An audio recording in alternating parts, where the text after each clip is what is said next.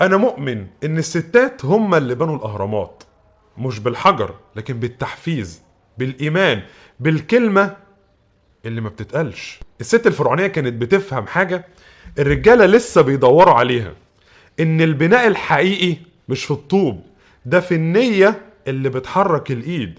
كانت بتبص لجوزها تقول له: أنت مش بتبني الملك، أنت بتبني التاريخ، واللي هيعيش بعدك هينطق اسمك. تفتكر ليه المصري القديم اشتغل من غير آلات ولا تكنولوجيا؟ لأنه كان مبرمج بطاقة الست اللي وراه، اللي كل يوم بتخليه يحس إنه بيعمل حاجة مقدسة. يعني الأهرامات مش بس أعظم مبنى في التاريخ، دي أعظم برمجة أنثوية حصلت على وجه الأرض. الستات هم اللي علموا الرجالة يعني إيه معنى الهدف، هم اللي فهموهم يعني إيه تبني أثر مش شغل. الست مش كانت ورا كل راجل عظيم، الست كانت جواه، هي الطاقة، هي الصوت اللي بيقول له كمل حتى لو الدنيا بتولع حواليه.